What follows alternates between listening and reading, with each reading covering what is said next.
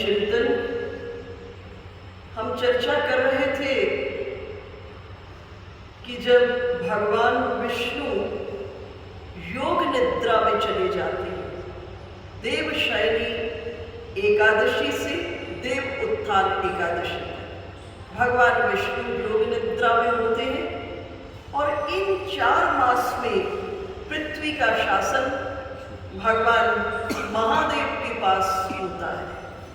कल हमने चर्चा की कि महादेव के दरबार में महादेव तक पहुंचने की क्या विधा है। ऐसे ही नहीं दरबार में गए और जल चढ़ा दिया और बात बन गई, नहीं। शिव तत्व को जीवन में प्राप्त करना, शिवमय हो जाना। देखो, शिव का अर्थ है कल्याण। हमारे भीतर में सबके कल्याण का भाव जगे, हमारे भीतर में सबके कल्याण का भाव जगे और तब शिव पूजन, तब उस पूजन को शिव स्वीकार करते हैं। देखो, एक ही देव है जिनके पूरे परिवार की पूजा होती है। किसी देव के पूरे परिवार की पूजा नहीं होती, सिर्फ एक महादेव है जिनके पूरे परिवार की पूजा होती है। शिव की पूजा होती है एको ब्रह्म, शिव अर्थात एको ब्रह्म, जहां से सृष्टि का प्रारंभ हो। शिव के साथ भगवती शक्ति, शक्ति की पूजा आप करते हो। जीवन के सम्यक रूप में आप जीवन को निर्वाह कर सके, इसके लिए शक्ति की बहुत बड़ी आवश्यकता है। इसलिए शक्ति की, भगवती की पूजा करते हैं। फिर दोनों पुत्र गणपति और कार्तिकेय दोनों की पूजन करते हैं आप। फिर उसके बाद गणपति की 2 पत्नियां सिद्धि और बुद्धि और 2 पुत्र शुभ और लाभ, सबके जीवन के भीतर में भूमिका है। इसलिए एक ही देव है जिनके पूरे परिवार की पूजा होती है। तो आइए आज मैं आपका शिव से परिचय कराता हूं। आप लोग रोज शिव मंदिर में जाते हैं, लेकिन शिव ने जो धारण किया है उसको गहनता से देख करके चिंतन में नहीं जाते। शिव को ध्यान से देखना। शिव के एक हाथ में कमंडल और खप्पर, उसके बाद शरीर के ऊपर में चिता की भस्म लगाए हुए हैं। उसके बाद कंठ के भीतर में सभी जगह आभूषण के रूप में कौन है? काले काले नाग, एक हाथ में डमरू। इन सब का क्या अभिप्राय है? शिव ने क्यों धारण किया? आप जब दरबार में जाए, इनका दर्शन करके अपने जीवन के भीतर में कौन सी शिक्षा को प्राप्त करें? तो शिव के एक हाथ में, महादेव के एक हाथ में क्या है? कमंडल और खप्पर को धारण किया। ये किसका प्रतीक है? ये प्रतीक है संतोष, तपस्या, अपरिग्रही जीवन का। और जब तक जीवन के भीतर में संतोष नहीं होगा, तब तक आप सुमिरन नहीं कर सकते। आप सब कुछ कर सकते हो, लेकिन सुमिरन नहीं कर सकते। सुमिरन की पहली शर्त है आपके जीवन में संतोष आना चाहिए। देखो, संतोष सुमिरन की पहली शर्त है जीवन में संतोष होना चाहिए। जप और सुमिरन 2 अलग अलग शब्द हैं। अक्सर लोग जप को ही सुमिरन मान लेते हैं। जप सुमिरन नहीं है। जप का अर्थ है कोई मंत्र, कोई शब्द, कोई नाम जिसमें बहुत शक्ति भरी हुई है। जब बार बार आप इसको दोहराते हो तो जकारो जन्म विच्छेद, पकारो पाप नाश।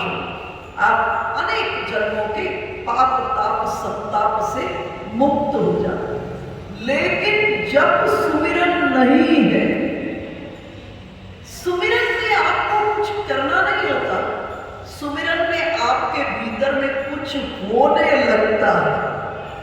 जप में आप करने वाले बने रहते हैं, जप में आप करने वाले बने रहते हैं, लेकिन सुमिरन में कुछ करना नहीं होता, आपके भीतर में कुछ होने लगता है। जैसे जगत में किसी से प्रेम करते हो तो उसको याद नहीं करना पड़ता, उसकी याद स्वतः हृदय में बहती है। इसी तरह सुमिरन के भीतर में स्वतः प्रभु प्रेम के उद्गार, प्रभु प्रेम की लीलाओं की स्मृति आपके अंतःकरण में नित्य प्रवाहित होने लगेगी। आपके मन के मंच के ऊपर में भगवान की अनेकों लीलाओं का मंचन होना प्रारंभ हो जाएगा। तो जब सुमिरन नहीं है, और सुमिरन जीवन में कब जन्म लेता है? जब जीवन के भीतर में संतोष आ जाता है। सुमिरन की शर्त है संतोष। जब गुरु नानक साहेब धर्म की व्याख्या करते हैं तो गुरु नानक साहेब ने सबसे सरल और सुगम धर्म की व्याख्या की। उन्होंने कहा धर्म एक तराजू है, एक तराजू है और तराजू के दो पलड़े।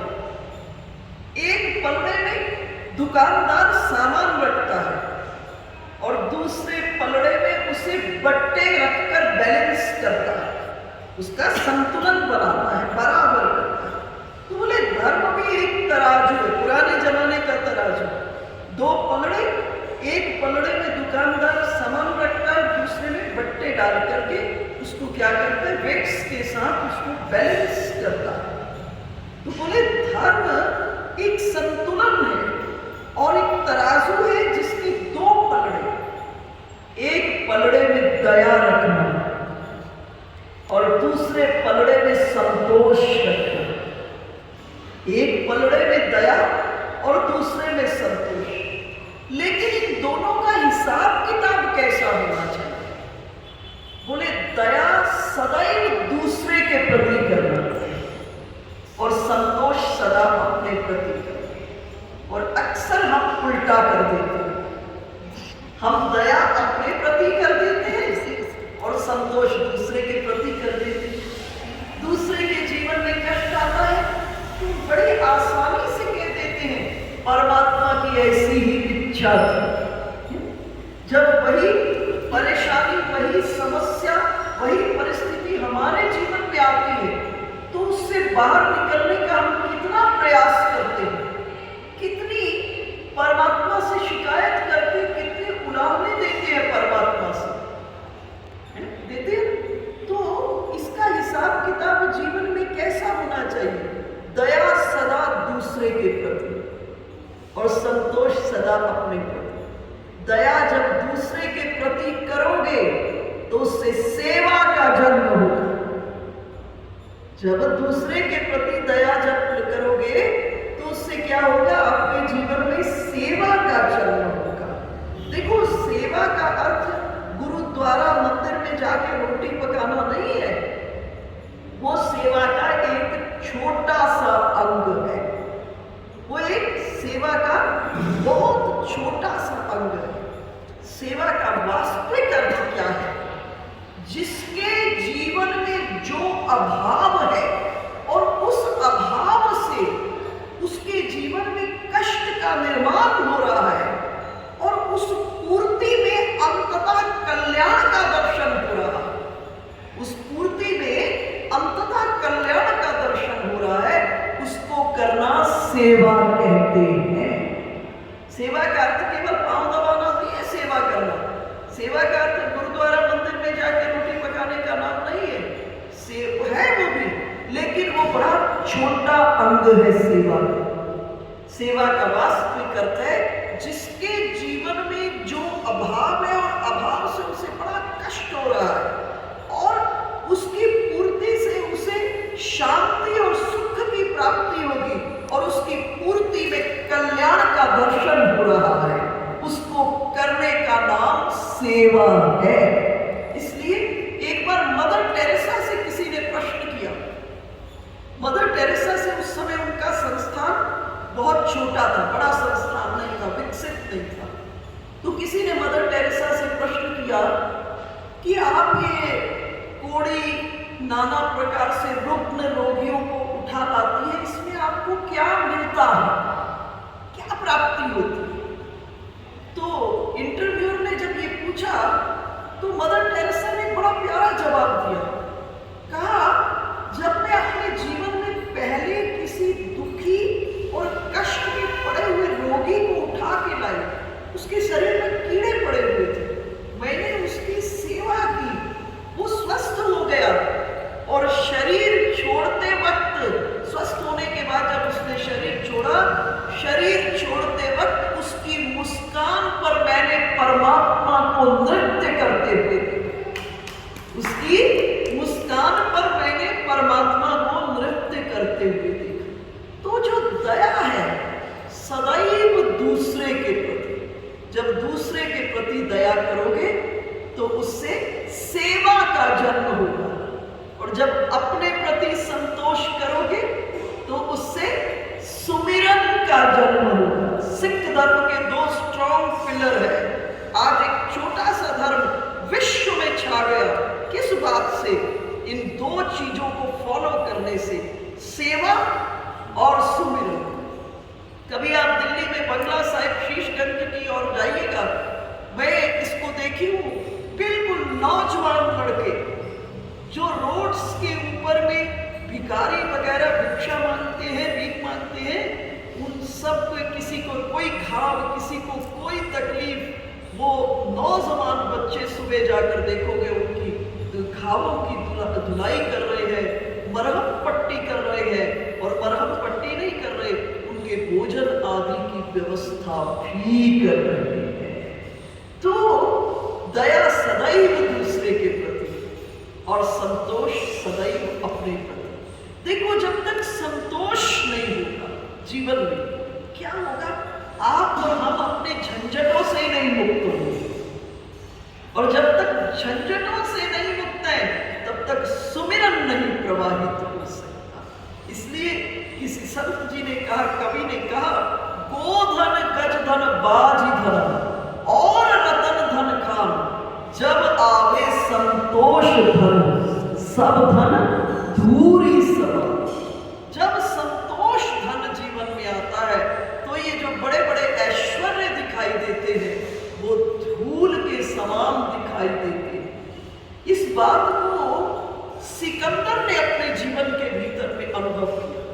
इतना बड़ा शासक, इतने देशों को, इतने स्थानों को उसने जीवन में विजय प्राप्त की, अपार ऐश्वर्य उसके पास, लेकिन अंतिम समय में जब वो बहुत बीमार था, उसने अपने हकीम को कहा कि जब मेरी मृत्यु हो तो मेरे शरीर को जिस ताबूत में रखना, जिस बॉक्स के अंदर रखना, जिस ताबूत में रखना, उसमें 2 बड़े बड़े छेद रखना, और दोनों छेदों से मेरी दोनों बाजुओं को बाहर निकाल देना, और मेरी शव यात्रा के चारों ओर, जो मेरे जिस रथ के ऊपर, जिसके ऊपर मैं वाहन के ऊपर मेरी शव यात्रा जाए, चारों तरफ मेरे ऐश्वर्य को सजा देना, चारों तरफ उस वाहन के ऐश्वर्य को सजा देना, और मेरी दोनों बाजुओं को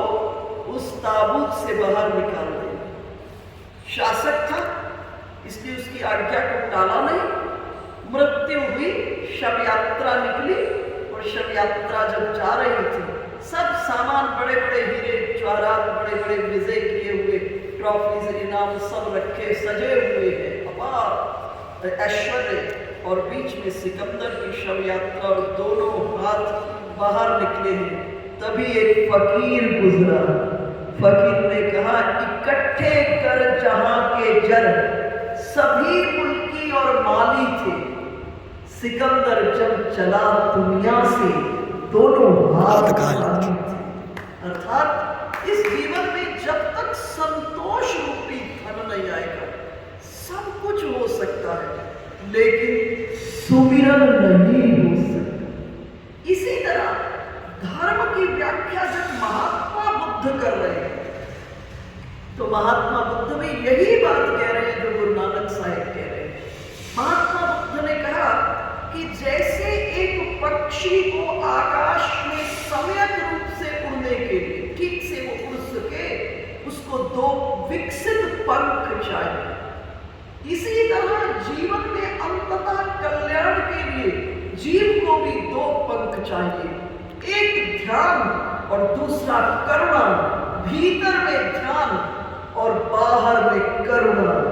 इसी को चैतन्य महाप्रभु ने भी कहा, जीवे दया नामे रुचि, यही तो बड़ा वैष्णव धर्म है। जीव के प्रति दया और नाम में रुचि, इससे बड़ा कोई वैष्णव धर्म नहीं है। और जब तक संतोष जीवन में नहीं आएगा तब तक सुमिरन का जन्म नहीं होगा। और सुमिरन से ज्यादा आनंद किसी चीज में नहीं है, क्योंकि आप कुछ कर नहीं रहे, आपके भीतर में कुछ घट रहा है। और क्या घट रहा है आपके भीतर में? जो आनंद है, आपके भीतर में आनंद घट रहा है। जब एक गोपी कृष्ण जन्म हुआ, कृष्णचंद्र का प्राकट्य हुआ, गोपियां दौड़ी हुई जा रही थी। एक गोपी नंद महल से वापस लौट रही थी और दूसरी गोपी जा रही थी। दोनों गोपियों की मुलाकात हुई। तो जो गोपी अभी अभी नंद महल में बालकृष्ण का दर्शन करके लौटी है, उस गोपी ने अपनी सखी को क्या कहा? उस गोपी ने कहा, सुनो सखी, सुनो सखी, कौतुक एक मया दृष्टुम, नंदनी के तंगने नित्य वेदांत सिद्धांत नृत्य। मेरी सखी सुन, आज मैंने वेद के ब्रह्म को नंद के आंगन में ताता थैया थैया करते हुए, नाचते हुए देखा। जब सुमिरन घटेगा तो हमारे हृदय आकाश के भीतर में त्रिभुवन के ठाकुर का आनंद का नृत्य होना प्रारंभ हो जाएगा और हम दर्शक होकर के अपने भीतर में घटते हुए उस आनंद का दर्शन करके धन्य धन्य जीवन में अनुभव करेंगे। तो महादेव ने, तीनों लोकों के मालिक महादेव, तीनों लोकों के मालिक, परंतु जान रहे थे कि आनंद किसमें है। उन्होंने सर्वस्व बांट दिया, सर्वस्व को बांट दिया। कल मैंने चर्चा की थी, जब समुद्र मंथन हुआ और अमृत निकला, अमृत को देवों ने पिया। जिन्होंने अमृत पिया वो देव कहलाए, लेकिन जिसने जहर पी लिया वो महादेव कहलाए। जिसने जहर पिया वो कौन कहलाए? वो महादेव कहलाए। तो महादेव के हाथ में जो कपाल है, कमंडल धारण की है, उससे हम क्या शिक्षा लें कि जीवन के भीतर में अंततः शांति किससे मिलेगी? संतोष से, तपस्या से, अपरिग्रही जीवन, ज्यादा संग्रह जीवन के भीतर में न, अपरिग्रही जीवन में ही वास्तविक आनंद है। आगे चलिए, महादेव को ऊपर से नीचे तक देखना, शरीर पर चिता की भस्म लगी हुई, ब्याह भी करने जाने लगे। श्रृंगी और भृंगी दौड़े हुए गए, क्योंकि देवता तो अपने काम में लग गए, सब अपने सजने धजने लग गए, सब अपने सजने लग गए। दूल्हे को सब भूल गए, दूल्हे को भूल गए। तो श्रृंगी और भृंगी दौड़े हुए गए शमशान से ताजी ताजी चिता की भस्म लाए और लाकर महादेव के शरीर के ऊपर में उसका लेप कर दिए, लगा दिए, ताजी ताजी। परंतु शिव का स्पर्श पाकर वो चिता की राख भी दिव्याति दिव्य अंगराग बन गए। विवाह करने जाते हैं तो तरह तरह के पाउडर्स लगा के, तरह तरह के जो सौंदर्य के सामग्री होती है लगा के दूल्हा तैयार होता है, दुल्हन तैयार होती है। लेकिन जब शिव जा रहे हैं ब्याह करने तो चिता की भस्म को लपेटे। क्या इसका अर्थ है? क्या अर्थ है? इसका अर्थ है इस काया की अंतिम गति क्या होगी? मुट्ठी भर राख। इस काया की अंतिम गति क्या है, मुट्ठी भर राख। इसलिए शास्त्र के महादेव ने भस्म क्यों लगाई है? महादेव इसका संकेत दे रहे हैं, ये प्रतीकात्मक है कि ये जो विनाशशील जगत है उसमें अविनाशी का वर्णन करो, उसमें अविनाशी का वर्णन करो। ये तो सब विनाशशील है। देखिए सुंदर वो श्लोक आप सब पढ़े होंगे, धनानि भूमौ अश्वश्च गोष्ठे नारी गृहद्वारे जना शमशाने देहश्चितायां परलोक मार्गे धर्मान गच्छति जीव एका कर्मान गच्छति जीव एका। क्या स्थिति होती है जब जीव की मृत्यु होती है? मृत्यु का मतलब क्या है? मृत्यु का मतलब इतना ही है, इस शरीर में से तीन निकल जाते हैं। तीनों निकल जाते हैं। कौन कौन? सूक्ष्म शरीर, मन और वासना। ये तीनों पैकिंग करके तैयार है। इस चीज को मैंने स्वामी जी के केस में बड़ा अनुभव किया। जिसने जीवन भर साधना की होती है उसको ज्ञान हो जाता है, उसको ज्ञान हो जाता है। तो करीब करीब 6 महीना पहले हमने स्वामी जी को देखा, पूर्ण रूप में उनको इस विषय का ज्ञान हो गया। जैसे घर से कोई व्यक्ति बाहर जाता है तो पैकिंग कर रहा होता है, जब वो सामान की पैकिंग कर रहा होता है तो घर में जितने सदस्य होते हैं उनको ज्ञान हो जाता है कि ये कहीं बाहर जाने वाला है। उसी तरह से इस शरीर में से 3 पैकिंग करते हैं मृत्यु के समय। कौन? सूक्ष्म शरीर, मन और वासना। जब ये पैकिंग कर रहे होते हैं, जिसने साधना जीवन भर की है उसकी इंद्रियों को ज्ञान हो जाता है, वो इस समय का सदुपयोग करता है और सदुपयोग करके अपनी चित्त की वृत्तियों को पूर्ण रूप में ठाकुर जी के भीतर में अवस्थित कर देता है। तो जब शरीर छूटता है तो स्थिति क्या होती है? धनानि भूमौ। धन जो होता है ना, उस जमाने में लोग जमीन में गाड़ के रखते हैं, आजकल बैंकों में बड़ा ही रह जाएगा। अश्वश्च गोष्ठे, उस समय जो पशु इत्यादि जो होते थे, पशुधन माना जाता था बड़ा, बोले वो गोष्ठ में बंधे रह जाते थे। इस समय गाड़ियां गैराज में पड़ी रह जाती है। धनानि भूमौ अश्वश्च गोष्ठे नारी गृहद्वारे। जिससे इतना प्रेम किया वो भी घर के दरवाजे पर छोड़ देते। नारी गृहद्वारे। ये कहाँ घूम रहे इस समय? जमीन से ये कहां घूम रहे हो? ये घूम रहे जमीन से 12 अंगुल ऊपर और स्वर्ग से नीचे। शरीर निकल रहा है घर के देरी से बाहर, और ये जो 3 है कहां घूम रहे हैं? जमीन से 12 अंगुल ऊपर और स्वर्ग से नीचे। अब वो इस गतिविधि को देख रहे हैं, ऑब्जर्व कर रहे हैं कि सिचुएशन क्या हो रही है।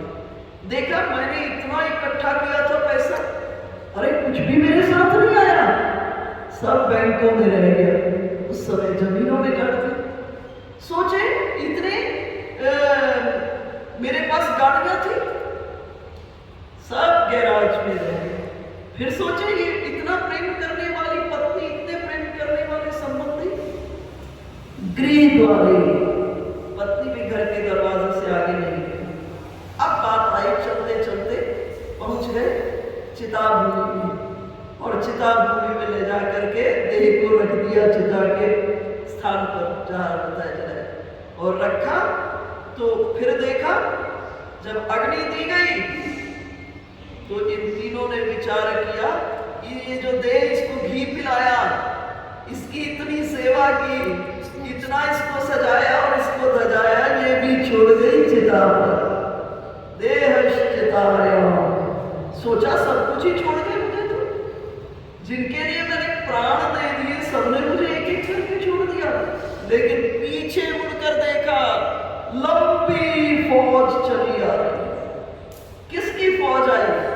वो जो पैसे इकट्ठे किए, पैसे तो नहीं आए, उनको इकट्ठे करने में जो असद कर्म हो गए या सद जो भी हुआ, उसकी फौज पीछे आ रही। वो गाड़ियां तो नहीं आई, लेकिन गाड़ियों को इकट्ठा करने के लिए जो कर्म किया, उसकी फौज पीछे पीछे चली आ रही है। यही बात तो पूछ रहे हैं महाभारत के बाद। धृतराष्ट्र और गांधारी ने श्री कृष्ण को बुलाया और बुलाकर पूछा, कामधारी धृतराष्ट्र कहे श्री कृष्ण को कि मुझे अपने 100 जन्मों का ज्ञान है। मैंने कोई ऐसा कर्म नहीं किया कि मेरे 100 बेटे मारे जाए। श्री कृष्ण धृतराष्ट्र को कहे कि आपको 100 जन्मों का ज्ञान है, लेकिन मैं आपका 101वां जन्म देखूं। उस 101वें जन्म में आपने शार्दूल पक्षी के 100 अंडों को फोड़ा था। धृतराष्ट्र ने कहा, कर्म ने मुझे इतनी देर में आकर पकड़ा। कृष्णचंद्र कहे, इतने जन्मों में कभी तुम्हें 100 बेटे इकट्ठे नहीं हुए थे। कर्म स्टोर हाउस में पड़ा था। देखो, कर्म पीछे चलता है और धर्म आगे चलता है। कर्म जितने असद कर्म है वो सब पीछे चलते हैं, और जितने सद कर्म है वो आगे चलते हैं। तो कहे कि इतने जन्मों में कभी तुम्हें 100 बेटा इकट्ठा नहीं हुआ था, आज 100 बेटा इकट्ठा हुआ। कर्म ने पीछे से आकर गर्दन पकड़ ली। तो ये जगत की स्थिति क्या है? विनाशशील। आप रोज देख रहे हैं परिवर्तन और विनाशशीलता इस संसार के 2 लक्षण हैं। एक परिवर्तन और एक विनाशशील, ये निरंतर के लक्षण हैं। तो महादेव इस शरीर पर चिता की भस्म जो लगाए हैं, इसे किस चीज का संकेत है, ये किस चीज का प्रतीक है? कि इस विनाशशील जगत के भीतर में अविनाशी का वर्णन करो। इस काया में इतने मत आसक्त हो जाना कि कर्म को विस्मृत कर देना, क्योंकि इस काया की अंतिम गति एक मुट्ठी भर राख है, इससे ज्यादा कुछ नहीं है। बड़ी सुंदर मुझे एक कथा याद आ रही है कि लोमश ऋषि और इंद्र, एक दिन लोमश ऋषि इंद्र के दरबार में पहुंचे। इंद्र ने स्वागत सत्कार किया। लोमश ऋषि की कितनी आयु है? बोले, लोमश ऋषि के शरीर में जितने लोम है उतनी ब्रह्मा की आयु, उतनी ब्रह्मा की आयु। और अभी लोमश ऋषि की कितनी आयु बीती है? हथेली में 98 भर बाल झड़े और बगल में एक चटाई दबाए हुए चल रहे। इंद्र ने कहा, आप इतनी सिद्धि प्राप्त है, अपने लिए कोई भवन महल क्यों नहीं बनाते हो? क्यों नहीं बनाते हो? तो लोमश ऋषि हंसे, बस जब सब कुछ छोड़ना ही है तो बनाना किसके लिए? इधर इंद्र ने आजकल विश्वकर्मा को आदेश दिया हुआ था, एक मेरे लिए सुंदर महल बनाओ। विश्वकर्मा महल बना के तैयार करते, इंद्र कोई कमी निकाल के रिजेक्ट कर देते। फिर नया बनाते, इंद्र रिजेक्ट कर देते। फिर नया बनाते, इंद्र रिजेक्ट कर देते। लेकिन जैसे ही लोमश ऋषि ने कहा, जब सब कुछ छोड़ना ही है तो फिर संग्रह की क्या भूमिका है?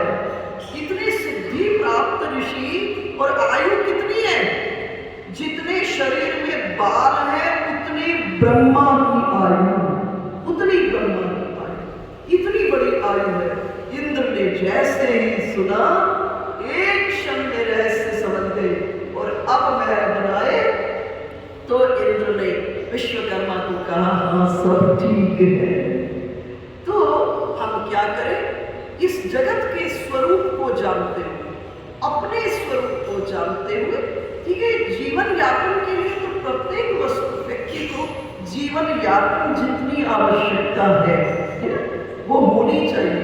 परंतु अगर इसका अंत ही नहीं हो तो फिर जीवन में हमने बहुत कुछ किया, लेकिन ऐसा कुछ नहीं किया जो साथ जाने वाला, सब यहीं पर छूट जाने वाला है। तो महादेव शरीर पर किसको धारण किए? चिता की भस्म को धारण किए। ये भस्म किसका प्रतीक है? इस विनाशील जगत के भीतर में जब तक रूप ठीक है, जब तक यौवन ठीक है, जब तक शरीर ठीक है, जिन उलझनों में उलझे हो उससे अपने को समेटो और विनाशी अविनाशी के साथ मिलन का अनुभव प्राप्त करो। उसके बाद महादेव के एक हाथ में क्या है? डमरू। डमरू किसका प्रतीक है? डमरू प्रतीक है निजानंद का। निजानंद का क्या अर्थ होता है? आनंद आपके पड़ा है। आनंद बाहर से नहीं मिलता, आनंद भीतर पड़ा है। लेकिन भीतर किसमें पड़ा है? मृण्मय कलश के भीतर में बंद पड़ा है ना? इसके भीतर में, हिरण्यमय कलश के भीतर में भरा पड़ा है, बंद पड़ा है। देखो, किसी को विद्या दी नहीं जा सकती, किसी को विद्या दी नहीं जा सकती, उस विद्या को जगाया जा सकता। जिसके भीतर में होगी वो जग जाएगी। किसी को रस दिया नहीं जा सकता, उस रस को जगाया जा सकता है। अनुकूल व्यक्ति के पास पहुंच जाओगे तो वो रस जग जाएगा। अगर होगा नहीं तो गंगा के पास से भी प्यासे वापस लौट आते। भीतर में होगा तो उसको जगाया जा सकता है, गुरु उसको जगा सकते हैं। तो देखो, हम आपके जीवन में आनंद के, ध्यान से इस बात पर चिंतन करना, जीवन में आनंद के दो केंद्र हैं हम सबके। दिन में हम विषयाराम होते हैं, विषयों से सुख पाते हैं। सुंदर भोजन करके, सुंदर वस्त्र पहनकर, सुंदर जगह पर रहकर, सुंदर पद प्रतिष्ठा से हम क्या प्राप्त करते हैं? रस। विषयों से रस प्राप्त। दिन भर हम विषयाराम होते हैं और रात्रि में हम आत्मा लोगों की वाहवाही से, सुंदर कपड़ा, सुंदर घर में सुविधाओं से सुख लेते हैं। इन सब से सुख लेते लेते सुबह से शाम तक तनावग्रस्त हो जाते हैं। शाम होते ही थक जाते हैं, थकते हो गए, और थकने के बाद अब आप नींद में प्रवेश करते हैं। कभी सोच लो, दिन और रात के घंटे तो बराबर, दिन में 3 बार खाते हो गए, रात में कुछ भी नहीं खाते, कुछ भी नहीं खाते, नहीं खाते। रात मुर्दा व्यक्ति, बिस्तर में जो नींद में व्यक्ति होता है वो मुर्दे के समान होता है। उसके पास कोई भी हो, उसको कुछ का एहसास नहीं। नींद में बिस्तर पर पड़ा हुआ व्यक्ति मुर्दे के समान होता है। उस समय न धन, न पद प्रतिष्ठा, न पत्नी, न पति, न भोजन, कुछ नहीं है। लेकिन रात्रि सोने के बाद आप जगते हो तो इतने ताजा उठते हो, कहते हो बड़ा आनंद आया। सोचो, रात में आपको किससे आनंद मिला? कुछ भी तो आपके पास नहीं था, किससे आनंद मिला? रात में जड़ जगत विस्मृत हो जाता है, ये संसार आपको भूल जाता है और आप अपनी आत्मा के करीब आ जाते हैं। रात में आपको जड़ जगत भूल जाता है। और अब जब किसी व्यक्ति को आए, देखो सबसे ज्यादा उन्हीं डॉक्टरों के पास भीड़ है जिनको नींद नहीं आती। जिनको नींद नहीं आती उन डॉक्टरों के पास, साइकेट्रिस्ट के पास, जिनके मानसिक तनाव है, उनके पास सबसे ज्यादा भीड़ है और सबसे ज्यादा पैसा लेते हैं, है ना? क्यों? क्योंकि रात, शाम रात होने के बाद भी जड़ जगत भूलता ही नहीं। जड़ जगत भूलता नहीं। मुझे कई ऐसे लोग मिलते हैं, कहते 2-2 बजे तक नींद नहीं आती। अब 2-2 बजे तक नींद नहीं आती, दिन में तो उसको बुलाया, दिन में ये खाया, दिन में वो किया, है ना, बटे रहते हैं।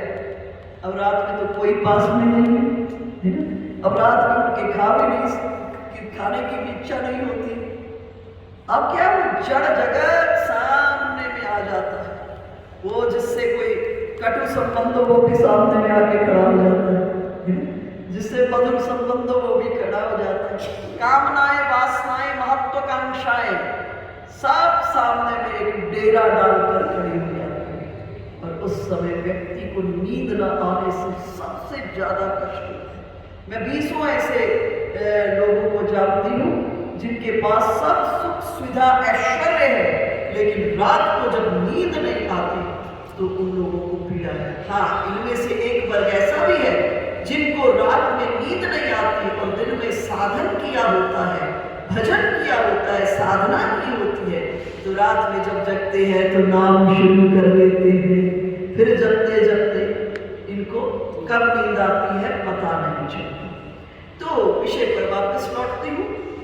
रात में आपको जड़ जगत विस्मृत हो जाता है, ये संसार भूल जाता है और आप अपनी आत्मा के करीब आ जाते हैं। तो रात्रि में आनंद किससे मिलता है? आत्मा के करीब आने से आनंद मिलता है। लेकिन अभी भी एक गड़बड़ी है।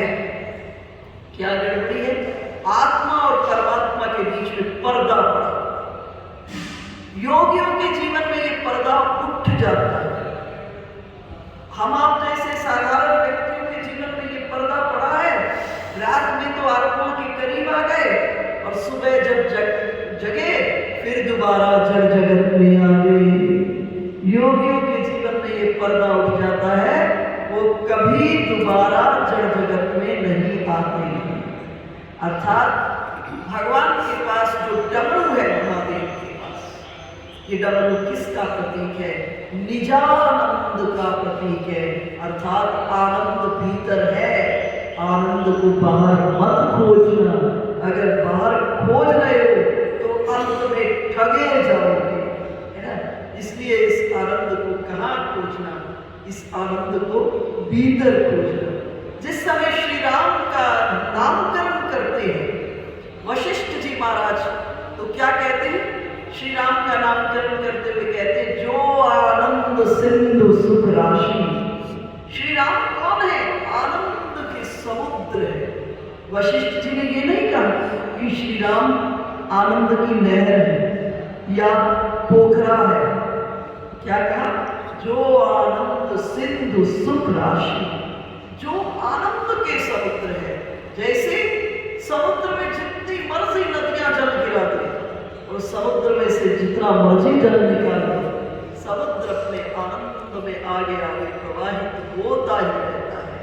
और राम में से जितना मर्जी आनंद निकालो, श्री राम का आनंद सदैव बना रहता है। जो श्री राम से जुड़ जाता है वो भी आनंदमय हो जाता है। देखो, जितने हम हैं, ईमानदारी से सोचोगे, हम सब की तलाश आनंद है। हम सब खोज आनंद को रहे हैं।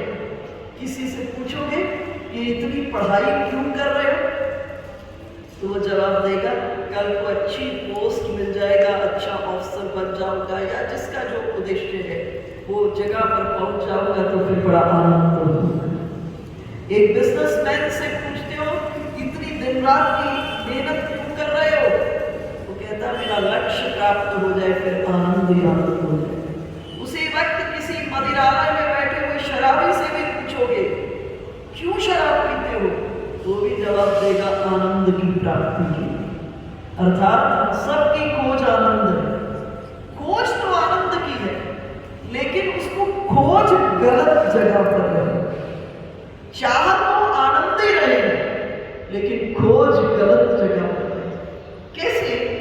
जैसे एक अंधे व्यक्ति को यहां छोड़ दो और उस अंधे व्यक्ति ने इस हॉल से बाहर निकलना, और उस बाहर निकलने के क्रम में वो कभी इस पिलर से टकरा जाता है, कभी हॉल में चलने वाले किसी व्यक्ति से टकरा जाता है, कभी इस गमले से टकरा जाता है, कभी दरवाजे से टकरा जाता है।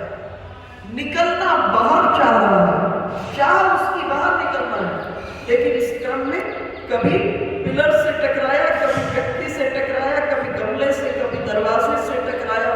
इसी तरह से चाह हम आनंद ही को रहे। और आनंद किसका स्वरूप है? परमात्मा का स्वरूप। चाह हम परमात्मा को ही रहे हैं, सबकी खोज परमात्मा, लेकिन चाह सभी परमात्मा को रहे, लेकिन खोज गलत जगह है। सोच रहे धन मिल जाएगा तो हमको आनंद मिल जाएगा। आनंद तो धन का स्वरूप ही नहीं, कहां से मिल जाएगा? सोच रहे संबंधी अनुकूल हो जाएंगे तो फिर हमको आनंद मिल जाएगा, और संबंधी तो आनंद का स्वरूप ही नहीं है, कहां से मिल जाएगा? फिर सोचते पद प्रतिष्ठा मिल जाएगी, कोई बड़ा पद मिल जाएगा, फिर आनंद हो जाएगा, परंतु वो पद प्रतिष्ठा का तो स्वरूप ही नहीं। इसलिए चाह तो हम सब रहे परमात्मा को, लेकिन खोज गलत जगह पर है। आनंद किसका स्वरूप है? परमात्मा का स्वरूप है और आनंद निजानंद है। महादेव के पास जो डमरू है वो किसका प्रतीक है? निजानंद, अर्थात आनंद तुम्हारे भीतर है। उस भीतर के आनंद को खोजना है। जैसे ही उस भीतर के आनंद पर आप पहुंचोगे, कभी आपने कुआं खोदने वाले को देखा हो? कुआं जब खोदा जाता है ना तो क्या किया जाता है? कुआं खोदना प्रारंभ किया जाता है तो शुरू में तो पानी नहीं मिलता ना। जब कुआं खोदते तो बड़े पत्थर मिट्टी, तो जो खोदने वाला क्या करता है? इसको फेंक देता है। ये ध्यान की तरीका है। ध्यान में यही पद्धति है। तो वो क्या करता है? कंकर पत्थर उठा करके फेंक देता है, फिर और खोदता है, फिर जो निकलता है थोड़ी थोड़ी सी रेतली गीली मिट्टी निकलने लगती है, फिर उसको फेंक देता है, फिर और नीचे जाता है तो गंदला पानी निकलता है, फिर उसको भी फेंक देता है, फिर और नीचे जाता है, जितना नीचे जाता है। और जैसे ही उस सोर्स से, उस स्रोत से उसका जो यंत्र टकराता है खोदने वाला, वो सोर्स जैसे खुलता है और पूरे का पूरा कुआं जल से लबालब भर जाता है। कुआं को भरने में समय नहीं लगता। इसी तरह खोजते खोजते अपने अंतरंग में पहुंचकर जैसे ही उस स्रोत से जुड़ जाओगे तो भीतर क्या है? आनंद ही आनंद हो जाएगा। और जो होगा वही तो बांटेंगे। जो है नहीं तो बांटोगे कहां से? बांटोगे तो वही ना जो पास में है, उसको बांटोगे। तो महादेव के पास एक हाथ में क्या है? डमरू है। उसके बाद महादेव के ये प्रतीक है। कभी शिव के दरबार में जाइएगा और इस तरह से शिव का दर्शन करिएगा, आपको लगेगा कि शिवत्व से भरपूर होकर आप घर लौटे। ऐसे नहीं गए जल्दी जल्दी लोटा जल चढ़ा दिया बस महादेव को। महादेव के दरबार में कल मैंने चर्चा की थी किस तरह से प्रवेश का तरीका है। उसके बाद शिव ने अपने गले में और अपने अंगों में भुजंग, काले काले नागों को धारण किया। किसका प्रतीक है? ये प्रतीक है कालातीत, जो काल के बस में नहीं है, जो काल के बस में नहीं है। कालातीत चिर समाधि भाव का प्रतीक है। कालातीत चिर समाधि भाव का प्रतीक है। इसको आप सरलता से समझने के लिए एक दृष्टांत कहती हूं कि एक बार राजा जनक रात्रि में अपने महल में सोते हुए हड़बड़ा के उठे। जैसे ही उठे एक बात बोलने लगे, ये सच है या वो सच है? ये सच है या वो सच है? महारानी सुनैना आई, अनेक वैद्यों को बुलाई, लेकिन राजा जनक की दशा में परिवर्तन नहीं। एक ही बात बोलते जा रहे हैं, ये सच है या वो सच है। अंत में अष्टावक्र जी को बुलाया गया। अष्टावक्र जी आए, समाधि में जाकर देखे, ध्यान में जाकर देखे कि राजा के साथ हुआ क्या। अष्टावक्र जी ने देखा कि स्वप्न में राजा जनक ने के राज्य पर एक दूसरे राजा ने आक्रमण कर दिया और उस आक्रमण में राजा जनक हार गए, पराजय प्राप्त हुई। और राजा जनक की जब पराजय हो गई तो राजा जनक को देश से बाहर निकाला। राजा जनक अपने देश की सीमा से बाहर जा रहे थे। उस समय इतनी भूख लगी, स्वप्न में इतनी प्यास लगी कि अभी शरीर से प्राण निकला कि प्राण निकला। तभी सामने से एक व्यक्ति जा रहा था। उस व्यक्ति को राजा जनक ने रोका, कहा मुझे इतनी भूख लगी है, क्षुधा के कारण, भूख के कारण अभी शरीर से प्राण निकल जाएगा। वो व्यक्ति किसी अन्न क्षेत्र का भंडारी था। उसने कहा मैंने अन्न क्षेत्र तो बंद कर दिया है, लेकिन तुम्हारे इतनी जो तुम्हें भूख लगी है कि शरीर से प्राण निकल जाएगा, तो बर्तनों पर अभी कुछ खुरचन लगी हुई चिपका होगा, वो मैं खुरचन को निकाल देता हूँ, उससे तुम्हारी प्राण रक्षा हो जाएगी। भंडारी ने बर्तनों को खुरचन निकाली।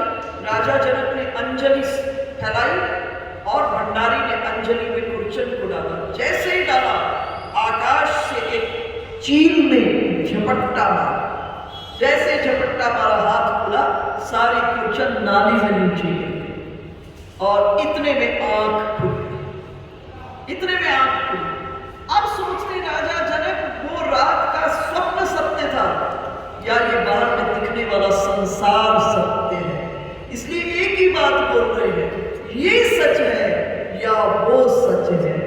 अष्टावक्र जी ने प्रश्न किया, राजन मुझे एक बात बताओ, जब स्वप्न में तुमको भूख प्यास लगी हुई थी, उस समय ये राजमहल तुम्हारे पास था? राजा जनक ने कहा, नहीं, उस समय तो राजमहल नहीं पास था। बोले, जब स्वप्न से बाहर आए तो क्या फिर भूख प्यास की स्थिति थी? राजा जनक ने कहा, नहीं महाराज, स्वप्न से बाहर आने के बाद भूख प्यास की स्थिति नहीं थी। तो अष्टावक्र जी ने कहा, राजन, ना वो सच है ना ये सच है। रात में जिसको हम स्वप्न कहते हैं, कई बार भयानक स्वप्न देख लेते हैं। जब आंख खुलती है बड़े डरे होते हैं, लेकिन क्या कहते हैं, अरे वो स्वप्न था, अरे ये तो स्वप्न था। अपने को बैलेंस कर लेते, अपने को संतुलित कर लेते। अर्थात रात में जो देख रहे हो उसको हमने स्वप्न मान लिया है, लेकिन जो दिन में देख रहे हो उसको हमने स्वप्न नहीं माना है। दोनों ही स्वप्न, सिर्फ दोनों की अवधि में अंतर है, ड्यूरेशन में अंतर है। रात को दिखने वाला स्वप्न 10 मिनट, 15 मिनट, घंटा, 2 घंटा का, और दिन में दिखने वाला स्वप्न किसी का 60 बरस का, किसी का 80 बरस का, किसी का 100 बरस का है। दोनों ही स्वप्न, परंतु रात में देखने वाले को हमने स्वप्न मान लिया और स्वप्न मानकर हम उससे पीड़ित नहीं होते, पर दिन में देखने वाले को हमने स्वप्न माना नहीं। जिस दिन इसको स्वप्न मान लेंगे, उस दिन हम प्रत्येक क्षण आनंद में रहेंगे। बड़े बड़े योगी ये जो दिन में दिखने वाला है, इसको स्वप्न मान लेते हैं। जब योगी दिन में देखने वाले को स्वप्न मान लेता है, योगी सदैव आनंद के भीतर में रहता है। किस में रहता है? योगी राधा रमण में रमण करता है। योगी अपने इष्ट देव जो जिसके हैं उनके भीतर में रमण करता है। फिर अष्टावक्र जी ने प्रश्न किया, राजन एक बात बताओ, जब अचानक जब आप स्वप्न देख रहे थे, उस समय आप तो वही थे ना? जब स्वप्न देख रहे थे आप तो वही थे? राजा जनक ने कहा, गुरुदेव मैं तो वही था। बोले, जब आंख खुली राजमहल में तब भी वही थे? तब तो तुम थे ना? राजा जनक ने कहा, गुरुदेव तब मैं तो वहां था। तो बोले, सुनो राजन, तुम ये दिन और रात में दिखने वाली अवधि नहीं हो, तुम शुद्ध बुद्ध अजर अमर अविनाशी आत्म तत्व हो। जिस दिन इस स्वरूप का ज्ञान हो, शिव महापुराण का एक बहुत बड़ा सिद्धांत है, वो क्या है? अपनी आत्मा को शिव मानकर अपनी आत्मा से प्रेम करोगे तो कभी भी भगवान से प्रेम खंडित नहीं होगा, सदैव भगवान से प्रेम बना रहेगा। क्योंकि हम सबसे ज्यादा प्रेम अपने आप से करते हैं। जितने हम बैठे सबसे ज्यादा अपने से प्रेम करते हैं। अपने से प्रेम करने के कारण हम दूसरों से प्रेम करते हुए दिखते हैं इस जगत में, पर अंततः सबसे ज्यादा प्रेम जीव अपने आप से ही करता है। तो महादेव के शरीर में जो ये काले काले नागों का आभूषण धारण किए हैं, बड़ा संकेतात्मक है, प्रतीकात्मक है कि आप ये आने जाने वाली स्थिति से प्रभावित ना हो। श्रीमद् भागवत के दशम स्कंध में प्रारंभ में, दशम स्कंध के प्रारंभ में परीक्षित ने कहा कि गुरुदेव, मैं अब अपने आप को न प्रभावित होने वाली स्थिति में लाना चाहता हूं। मैं किसी चीज से प्रभावित ना हूं। तब सुखदेव जी ने कहा, राजन, ये तो तब होता है जब किशोरी जी की कृपा जीव पर हो जाती है। तब जीव इस जगत में किसी भी प्रभाव से प्रभावित नहीं होती। हम आपकी स्थिति क्या है? हम दो में रहते हैं, या तो अभाव में रहते हैं या प्रभाव में रहते हैं।